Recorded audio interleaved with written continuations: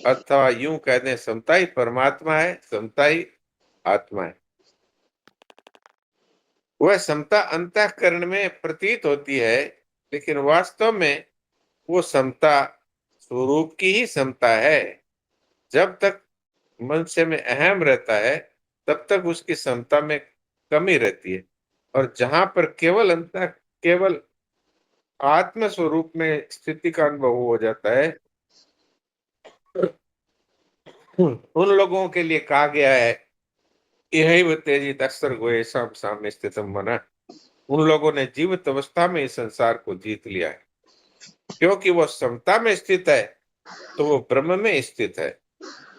ब्रह्म निर्दोष और सम है, इसलिए वो समता में अर्थात ब्रह्म में स्थित है।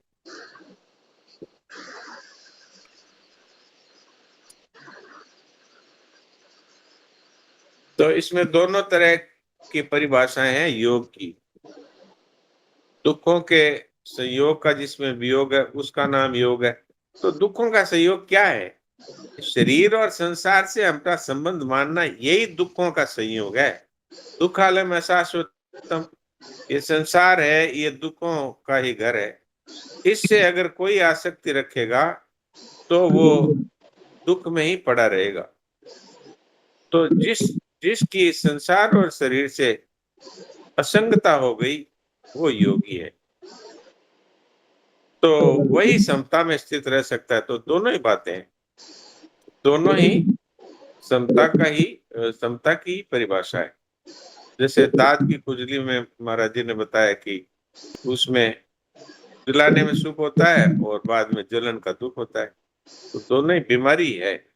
ऐसे संसार के संबंध से होने वाला सुख है, वो भी बीमारी है, और दुख होता है, वो भी बीमारी है। लेकिन वास्तव में संसार से, शरीर से संबंध विच्छेद अर्थात न ममता हो, न आसक्ति हो, न कामना हो, न अहंता हो, तब ये दुख के संयोग का ही वियोग अर्थात समता की प्राप्ति हो जाती है। तो ये मूल बातें आपकी सेवा में रख दी। अब कोई विशेष बात हो तो चलाइए। डॉक्टर साहब प्रणाम। प्रणाम। डॉक्टर साहब, हम संसार में सुख आनंद सब यही है, प्रत्येक प्राणी का यही स्वभाव है कि वो सुख खोजता है, और ऐसा सुख मिले कि जिसमें कोई बाधा नहीं हो, और वो सब समय मिले, खंडित न हो, ऐसा सुख हम चाहते हैं। तो अभी जो जी जी। श्लोक पढ़ा है, अगर निर्लिप्तता से आसक्ति रहित होकर, फलासक्ति रहित होकर और समता में स्थित हो जाएं, प्रत्येक कार्य समता में स्थित होकर करें, तो फिर हमें वो अखंड सुख, अखंड आनंद वो प्राप्त हो जाएगा। यही भाव है क्या इस श्लोक? इसका भाव ये है कि वो अखंड आनंद आपको प्राप्त है, उसके ऊपर अच्छा। पर्दा है आसक्ति का। और जहां आपने सब प्रकार की आसक्ति फलेच्छा का त्याग कर दिया, संसार से ममता कामना आसक्ति अहंता इन सब का त्याग कर दिया, यानी दुख संयोग का वियोग ही कर दिया, तो वो समता प्रकट हो जाएगी। वो जो आपका स्वरूप है वो प्रकट हो जाएगा। तो पहले से ही आपका स्वरूप तो वही है। ये ममता आसक्ति से ही और उस स्वरूप के ऊपर वो पर्दा आ गया, हमें उसकी तरफ ध्यान ही नहीं है। आपने जैसे शुरू में कहा कि सभी को वो सुख चाहिए कि जिसमें दुख का प्रवेश न हो, जो अखंड हो, अनंत हो। तो वो सुख की खोज क्यों है? क्योंकि वास्तव में हमारा स्वरूप वही है, और हम भटक गए यहाँ आकर के सांसारिक सुखों में, किसी को धन का, किसी को मान का, किसी को बड़ाई का, इस तरह के सुखों में सोचा इससे बस सब कुछ मिल जाएगा, और मिलता है नहीं, क्योंकि ये है नाशवान, ये आने जाने वाला है। तो वास्तव में हमारी खोज जिसकी है, वो चीज इसीलिए उसकी खोज है कि हमारा स्वरूप है वही है। तो वो स्वरूप सबको प्राप्त है, खाली उसके ऊपर ये कामना आसक्ति ममता इत्यादि का पर्दा है। सिद्धि असिद्धि में सम होने का अर्थ यही है कि हमें कुछ नहीं चाहिए। यही तो उसका अर्थ हुआ। जिसको कुछ नहीं चाहिए सो शांति शाह, वो तो पहले से ही है ही शांति शाह। हाँ मोहन भाई जी। बहुत सुंदर समाधान, बहुत बढ़िया। अब जी इसमें हमारे भाई बहन जितने भी जुड़े हुए हैं निसंकोच डॉक्टर साहब से प्रश्न करें, क्योंकि वो आनंद की खोज में ही तो हम हैं। डॉक्टर साहब ने बताया कि वो हमारा स्वरूप ही है। तो हम लोग ये पर्दा पड़ गया, इसको हटाना है। तो किसी भाई बहन के मन में जो भी प्रश्न हो, आराम से आप पूछिए, और निवारण होने से हमारे जीवन में बहुत ही ये जो ऊंचाई की स्थिति है वो हो जाएगी। नारायण नारायण, पूछिए बहन भाई। राधे राधे। राम राम राम। हाँ, बोलिए ब्रजभाषी जी। जी फिर प्रणाम वंदना जी। आप। जी प्रणाम। धन्यवाद। बंधन कामना से ही होता है, कामना नहीं होगी तो कल्याण हो ही जाएगा। लेकिन यही हाँ स्वामी जी महाराज बिल्कुल। कह रहे हैं। जी, जी जी बिल्कुल। परमार्थिक कार्यों से कल्याण नहीं होता, कल्याण निष्काम भाव से होता है। तो परमार्थिक जी कार्य ऐसे कौन से हैं महाराज जी, वो समझ में नहीं आया। परमार्थिक कार्य है जी, कौन से? जैसे परमार्थिक कार्य से कल्याण नहीं होता, स्वामी जी महाराज कह रहे हैं कि परमार्थिक कार्यों से कल्याण नहीं होता, कल्याण होता है निष्काम भाव। नहीं, तो परमार्थिक परमार्थिक कार्य तो सारे ही है। यज्ञ है, दान है, तप है, पाठ है, पूजा है, ये जितने भी है ये सारे के सारे परमार्थिक कार्य ही हैं। लेकिन अगर इसमें साथ में ये बात हो कि एक गुना दान होगा तो हमको सहस्त्र गुना पुण्य होगा, अगर इस तरह की कामना है, अथवा ये कामना है कि दान करेंगे तो हमारा नाम अखबारों में आएगा, लोग हमारे को बहुत बड़ा समझेंगे, तो कार्य तो परमार्थिक किया, लेकिन साथ में कामना जुड़ गई। तो कामना जुड़ने से बड़े से बड़े यज्ञ दान तप पाठ पूजा पाठ इत्यादि है, वो सब के सब एक प्रकार से बिक जाते हैं, क्योंकि हमने उसके बदले में स्वर्ग की, भोगों की, मान बढ़ाई की कामना कर ली। तो पारमार्थिक कार्य कोई भी करे, चाहे सांसारिक कार्य कोई भी करे, हमें कुछ नहीं चाहिए, केवल संसार मात्र के हित के लिए और परमात्मा की प्रसन्नता के लिए, अथवा आत्म साक्षात्कार के लिए, जैसी आपकी रुचि हो, उस उद्देश्य के लिए किया जाए, और बदले में कुछ भी चाहने का न इस लोक में न परलोक में, तो उन्नति होगी वास्तव में। खाली पारमार्थिक कार्य अगर साथ में सकाम भाव रहा तो आपकी जीवन मरण छूटेगा नहीं, मुक्ति होगी नहीं, बंधन रहेगा। जी बहुत बहुत बढ़िया प्रश्न और बहुत बढ़िया समाधान। परमार्थिक कार्यों से हमको बहुत ऐसा लगता है कि इसमें तो कल्याण हो जाएगा, किंतु जो डॉक्टर साहब ने बताया कि जो सकाम होते हैं वो तो फल दे के नष्ट हो जाते हैं। बहुत समाधान। हाँ, पूछिए दूसरे भाई बहन, पूछिए। हाँ, वंदना जी राम क्या पूछ रहे हैं? जी राम राम। मैं राम एक राम। चीज ये जो शंकराचार्य जी की जो लाइन आई है नीचे में, मैं यही हाँ जी सोच हाँ। रही हूँ। ये जो अंतकरण की शुद्धि से उत्पन्न होने वाली ज्ञान की प्राप्ति तो सिद्धि है, और उसकी विपरीत ज्ञान की प्राप्ति न होना असिद्धि है। मतलब उसमें हाँ। भी हमें ये नहीं सोचना कि तत्व ज्ञान हो या भगवान की प्राप्ति हो, ये भी मतलब इसमें भी सम रहना। इसमें भी हमें जैसे कहते हैं ना, भगवान की प्राप्ति या ज्ञान की प्राप्ति तो हमारी आवश्यकता है, पर यहाँ पे तो इसको भी मतलब सिद्धि असिद्धि बता दिया है। तो इसमें थोड़ा सा प्रकाश डालिए ना। ये ऐसा जो भगवान से उनकी प्रसन्नता हो ये चाहना, ये कोई बुरी बात नहीं है, और वो इससे भी ऊंची बात ये कर रहे हैं, ज्ञान प्राप्ति की इच्छा रखना ये कोई बुरी बात नहीं है। क्यों नहीं है कि इसी के लिए मनुष्य जीवन मिला है। लेकिन शंकराचार्य जी इससे भी ऊपर की बात कहते हैं। जैसे महाराज जी ने भी अपने अंतिम प्रवचन में कहा था, न ज्ञान की इच्छा हो, न प्रेम की इच्छा हो, न मोक्ष की इच्छा हो, कोई इच्छा न हो। तो यही बात यहाँ पर शंकराचार्य जी भी कह रहे हैं। लेकिन इसका अर्थ ये नहीं है कि भगवान की प्रसन्नता के लिए हम कर्म नहीं करें। अर्थ ये है कि इससे भी ऊपर की बात यह है, जैसे मेरी मुक्ति हो, ये कोई बुरी बात नहीं है, अच्छी बात है, इसी के लिए मुझे दिन मिला है। लेकिन सेठ जी ने कहा मेरी मुक्ति चाहे हो चाहे नहीं हो, संपूर्ण संसार की मुक्ति हो, तो कौन सा ऊंचा हुआ बताइए? संपूर्ण संसार की मुक्ति हो। हाँ, तो यही बात यहाँ कह रहे हैं। चाहे चाहे हमारी सिद्धि हो, अर्थात ये जो कार्य किया इससे भगवान की प्रसन्नता हो चाहे ना हो, और इससे हमारे को आत्मज्ञान हो चाहे ना हो, यानी कि किसी भी प्रकार की इच्छा नहीं है, मुक्ति की, मोक्ष की, प्रेम की कोई इच्छा नहीं है। तो वो जिसको इच्छा है ही नहीं, वो तो स्वतः ही ब्रह्म ही है।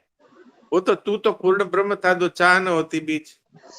अगर हमारे अंतःकरण में या हमारे स्वयं हम चाहना छोड़ दें तो हमारे मुक्ति में क्या संदेह है? अभी इसी क्षण हो सकती है।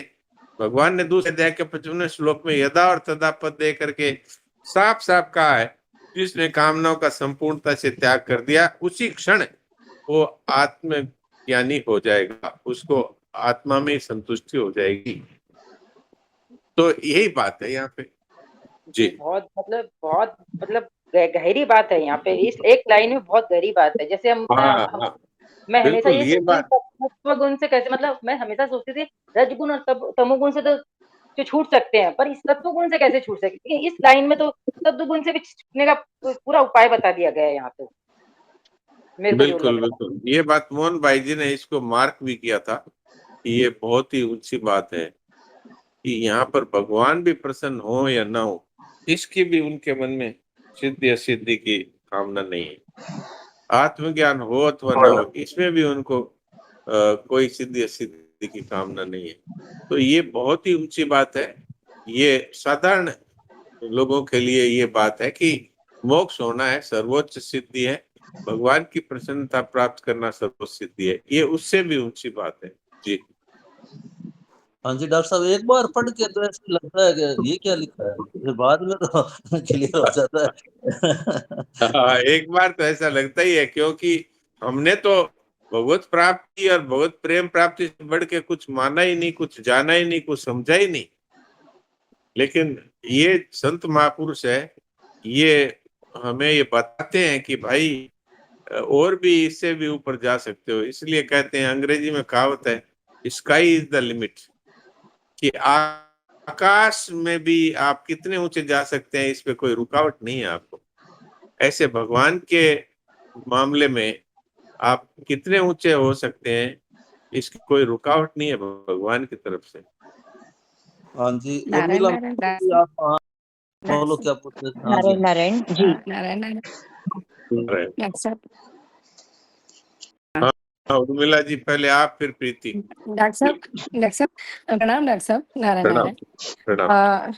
एक तो ये पूछना है कि जैसे आत्मा और परमात्मा का जैसे एक ही तत्व है, अंश का अंश से मिलना, इसको भी हम समता में रहना कह सकते हैं। जैसे सुख दुख अनुकूल प्रतिकूल परिस्थिति है, शीतोष्ण शीत और उष्ण, ये परिस्थितियों में रहना, समता में रहना बताया है। और दूसरा कि ये जो अंश और अंशिका मतलब एक रूप में रहना, जैसे बोलते हैं ना संसार और ये एक है और आत्मा और परमात्मा अपना एक स्वरूप है, तो उस स्वरूप में रहना उसको समता कह सकते हैं। हाँ बिल्कुल कह सकते हैं, वो समता का अंतिम स्वरूप है। वास्तव में हम अंशी क्यों कहलाए, इस पर विचार करें। हम अंशी इसलिए कहलाए कि हमने भी कहा मैं भी कुछ हूं, तभी तो हम अंशी हो गए। भगवान तो कहते हैं मेरे सिवाय कुछ भी नहीं है। भगवान कहते हैं मत्तः परतरम नान्यत् किंचित् अस्ति धनंजय, मेरे सिवाय कहीं भी कुछ नहीं है। लेकिन हम जीव कैसे बन गए, अंशी कैसे बन गए कि हमने कहा हम भी कुछ हैं, तो फिर अंश से अलग हम अपने आप को अनुभव करने लगे। अब वापस अपने अंश में ही अपने आप को समाहित कर देना, ये तो समता की सर्वोच्च स्थिति है। अर्थात अपने आप को ही विलीन कर दिया भगवान में। तो निर्दोष अभी समम ब्रह्म है, भगवान है वो निर्दोष और सम है। तो फिर ये अपने आप को कुछ मानना है, यही तो विषमता है। तो मूल समता वही है जो आपने कहा, अंश और अंश एक हो जाए। जी जी डॉक्टर साहब प्रणाम। डॉक्टर साहब प्रणाम एक प्रणाम। एक छोटा सा और पूछना था कि जैसे हाँ बोलिए। स्थूल और सूक्ष्म सूक्ष्म शरीर से तो संसार की सेवा का जैसे समझ में आता है, मेरे को थोड़ा सा कारण शरीर भी संसार में लगाना, मतलब दूसरों की भलाई के लिए कार्य करना, इसका थोड़ा सा समझा दीजिए डॉक्टर साहब। तो समझा देते हैं जो हमने सुना है संतों से। स्थूल शरीर से तो हम किसी की सेवा करते हैं, हाथों से उसका घाव साफ करते हैं, जी अथवा उसको हम अपने पास से कुछ सामान दे करके उसकी सेवा करते हैं। ये स्थूल शरीर की सेवा है। जी सूक्ष्म शरीर की सेवा है रात और दिन इस बात को ही हर समय, इस बात का भाव रहे, सर्वे भवन्तु सुखिनः सर्वे सन्तु निरामया, कोई बीमार न हो, कोई दुखी ना हो, सब कल्याण हो जाए, कोई नरकों में नहीं जाए, कोई नीचे होने में नहीं जाए। ये सूक्ष्म जी शरीर से ये सेवा है। और कारण शरीर की सेवा है समाधि है ऊंची से ऊंची स्थिति, वो कारण शरीर से होती है। तो वो समाधि भी अपने लिए न लगाएं, उससे भी संसार की सेवा हो, ये कारण शरीर से सेवा हुई। जी, अच्छा अच्छा डॉक्टर साहब, ठीक डॉक्टर साहब, प्रणाम डॉक्टर साहब। नारायण नारायण। जी बोलो। स्थूल शरीर से होती है क्रिया, सूक्ष्म शरीर से होता है चिंतन, और कारण शरीर से होती है स्थिरता समाधि। सभी का सभी लगा दे केवल संसार के हित में। जी, जी डॉक्टर साहब बहुत अच्छा। नारायण। हाँ प्रीति क्या बोल रही थी? हाँ जी, हाँ डॉक्टर साहब प्रणाम, नारायण नारायण। राम डॉक्टर राम साहब राम, प्रणाम। ये पढ़ने के बाद डॉक्टर साहब ऐसा लगता है कि हम जो आसक्त होते हैं कोई भी चीज के लिए तो बोझा लेके चलते हैं। तो यदि आसक्ति नहीं रही तो कोई कुछ नहीं चाहिए तो कुछ बोझा ही नहीं, सब अपने आप हो रहा। ज्ञान मार्ग के हिसाब से तो हमारे को कामना भी करे तो हमको वो हमारी कामना के अनुसार तो नहीं मिलेगा कुछ भी। तो फिर कुछ कुछ हमने कामना रखी ही नहीं तो टेंशन नहीं, बोझा नहीं, अपने आप सब हो रहा। और जो प्राप्ति होंगी वो एकदम अप्रतिम प्राप्ति होंगी हमको। और उद्देश्य बना, एक ये उद्देश्य वाली बात भी मुझे बहुत अच्छी लगी डॉक्टर साहब। पेज नंबर 131 पर है, लेफ्ट साइड में लास्ट पैराग्राफ। कर्म योगी की इतनी समता अर्थात निष्काम भाव होना चाहिए कि कर्मों की पूर्ति हो न हो, फल की प्राप्ति हो न हो, अपनी मुक्ति हो न हो, मुझे तो केवल कर्तव्य कर्म करना है। साधक को असंगता का अनुभव न हुआ हो, उसमें समता न आई हो, तो भी उसका उद्देश्य, दिस इज वेरी इंपॉर्टेंट मुझे लगा, तो भी उसका उद्देश्य असंग होने का, सम होने का ही हो। जो बात उद्देश्य में आ जाती है वही अंत में सिद्ध हो जाती है। ये वाली बात मुझे बहुत अच्छी लगी डॉक्टर साहब। तो उद्देश्य, बिल्कुल, इस पे मैंने बात की थी, आपने सुना होगा। जी मैंने इसको, मुझे और इसको फोकस करना था तो इसलिए मैंने डबल पूछा मेरे लिए। जी जी, जी डॉक्टर साहब, उद्देश्य हो जाएगा तो अपने आप सिद्धि भी हो जाएंगी, ये मुझे बोलना है। हाँ तो साधक को निराश नहीं होना चाहिए। कर्मयोगी है उसमें निष्काम भाव होना चाहिए, चाहे कर्म जो कर रहे हैं वो पूरा हो चाहे अधूरा रह जाए, चाहे फल की प्राप्ति हो चाहे न हो, चाहे इससे हमारी मुक्ति हो न हो, अपने को तो कर्तव्य कर्म करना है। इस तरह का उद्देश्य हो, चाहे हमें असंगता का अनुभव हुआ हो अथवा नहीं हुआ हो, चाहे समता आई हो अथवा नहीं आई हो, लेकिन हमारा उद्देश्य यही है कि हमें असंग होना है, हमें समता में स्थित रहना है, क्योंकि हमारा स्वरूप ही सम है। वास्तव में हमने शरीर को ही मैं मान लिया, इसलिए हम विषम हो गए। संसार को ही सत्य मान लिया, शरीर को ही सत्य मान लिया, इसलिए हमारे मन के विरुद्ध कुछ होता है तो हमको बुरा लगता है, मन के अनुकूल होता है तो हमको अच्छा लगता है, क्योंकि हमने मन को, बुद्धि को, शरीर को, स्थूल सूक्ष्म कारण शरीर को ही मैं हूं ऐसा मान लिया। तो भी अगर हमारा उद्देश्य ये हो जाए कि समता चाहे आई हो चाहे नहीं आई हो, हमें तो हर समय समता में स्थित रहना है, मुझे कुछ नहीं चाहिए, मुझे कुछ नहीं चाहिए, मुझे कुछ नहीं चाहिए, अगर इस तरह से अगर हम कामना रहित हो जाएं तो हमारे उद्देश्य के कारण से अंत में हमें समता की प्राप्ति हो जाएगी, ये भगवान का कहना है। जी जी डॉक्टर साहब बहुत बहुत धन्यवाद, प्रणाम, नारायण। जी, प्रणाम प्रणाम, नारायण नारायण। डॉक्टर प्रणाम। डॉक्टर प्रणाम। नारायण। ठीक है, रेणु जालान नटवर जी, जी, आप कुछ रेणु नटवर जालान जी, जी फिर थोड़ा सरला सा, जी, हाँ कोई, हाँ रेणु जालाल, सभी के सब प्रणाम बोल डॉक्टर दें, साहब। एक एक प्रणाम बोले, डॉक्टर पहले साहब रेणु जी। जालान आप बोल दीजिए। हाँ जी प्रणाम डॉक्टर साहब जी। प्रणाम।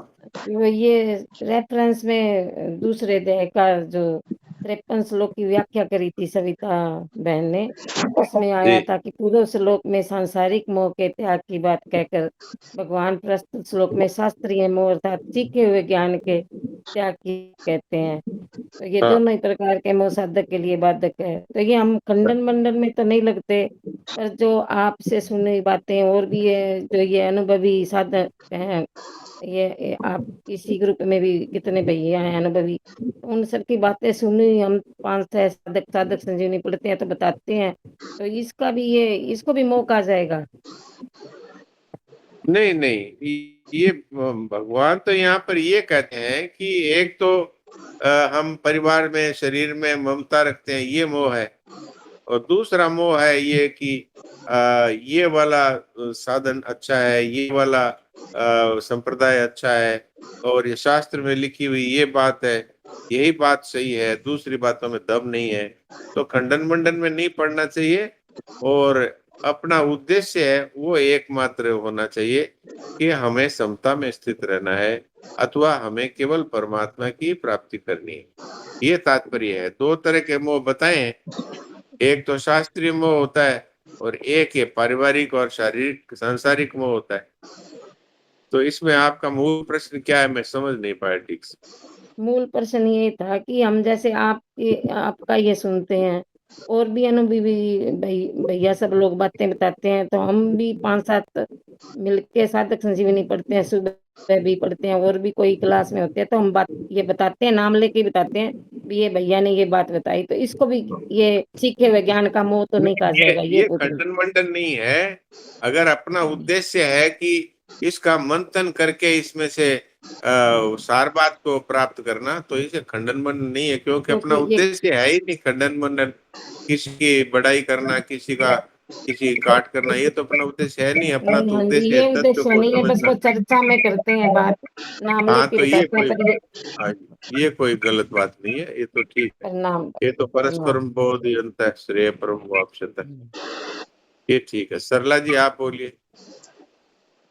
प्रणाम। प्रणाम। डॉक्टर साहब, जैसे आपने बताया कि हमारा उद्देश्य कुछ लेने का, मतलब जैसे कर्म करते हैं तो फल लेने का नहीं है, तो एक डॉक्टर अगर वो हमें चेक करता है तो उसका फीस लेना उद्देश्य है कि नहीं? वो तो लेगा ना डॉक्टर साहब, वो तो फल की, तो वो गलत है कि नहीं, सही है? अगर वो फीस के उद्देश्य से अगर वो कर रहा है सेवा, तो वो सेवा हाँ, है ही नहीं, वो तो व्यापारी है। फीस उचित है, उसको जो फीस मिलती है उसको लेना हाँ, पाप नहीं है, लेकिन वो फीस के लिए वो अगर करता है तो वो सही न्याय नहीं कर पाएगा, क्योंकि उसकी उसकी दृष्टि रुपए पर है। तो वो फिर फीस के साथ साथ और भी किसी तरह से चेष्टा करेगा कि भाई इससे मुझे धन मिल जाए। इसलिए उसका उद्देश्य होना चाहिए रोगी का हित। फिर उसको जो मिलना है वो मिलेगा, फीस भी मिलेगा, और मिलेगा तो उसमें लेने में पाप नहीं है। लेकिन अगर उसका उद्देश्य धन होगा तो वो फिर उसके साथ न्याय नहीं कर पाएगा। वो मन में यही सोचेगा ये बार बार मेरे पास कैसे आए, तो फिर वो जल्दी ठीक ना हो जाए। तो उसका तो उद्देश्य ही खत्म हो गया ना, उसका उद्देश्य ही धन हो गया। तो फीस लेना पाप नहीं है, लेकिन फीस के लिए ही मैं रोगी की सेवा करता हूँ, ये पाप का मूल है।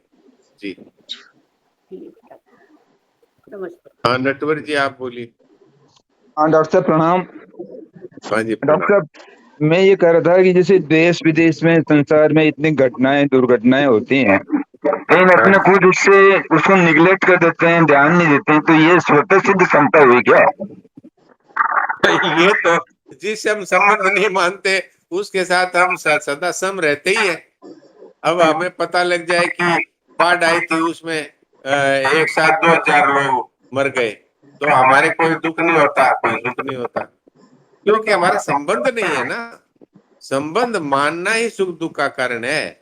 अब स्कूल की बस आ रही थी, उसमें 5 बच्चे एक्सीडेंट होकर के मर गए, यानी बस उलट गई, तो हमारा बच्चा उसमें था क्या, तो हम परेशान हो जाते हैं। और हमारा बच्चा नहीं आया तो सुन लिया, फिर कोई संबंध नहीं है हमारा। इस तरह की बात है जी। बहुत अच्छा, मतलब आसक्ति नहीं है तब तक, संबंध नहीं है तब तक ये ऐसे ही होता है। हाँ, ऐसे जिन महात्माओं का शरीर से संबंध नहीं होता, उनको डॉक्टर बता देता है आपके कैंसर है, तो भी वो उसी प्रसन्नता से सत्संग भजन करते हैं, कराते हैं, बातें कहते हैं। नहीं तो अपन लोगों को बता दे कि आपके कैंसर हो गया, तो क्या हमारा चेहरा ही बदल जाएगा? तो शरीर से संबंध मानेंगे तो बीमारी से भी डरेंगे और मौत से तो डरेंगे ही। तो शरीर से संबंध नहीं मानते तो मौत आने से हमारा क्या बिगड़ना है? हमारा स्वरूप है वो तो नित्य सर्वगत स्थान और चलो हम सनातन है, तो न कभी जन्मता न कभी मरता है, मैं सदा रहने वाला हूँ और हर समय मेरा भगवान में ही निवास है। तो बताइए उसको मरने के बाद मुक्ति होगी क्या? वो तो अभी से ही मुक्त है, जी भक्त भी बहुत है। अच्छी बहुत अच्छा बिल्कुल। डॉक्टर साहब इसीलिए स्वामी जी ने मतलब कहा था ज्यादातर तो क्षमता आप में है ही है, थोड़ी बहुत विषमता ही है जो अपना मान रखा है। वास्तव में तो ज्यादातर नहीं है, आप तो पूरे ही सम है, खाली आपका ध्यान उस तरफ नहीं है। आप तो हैं ही सम। जी बहुत अच्छा बहुत अच्छा बहुत अच्छा। जी सब पूरे 4 बज गए हैं, सबकी इच्छा रहती है एक भजन पद सुनाओ।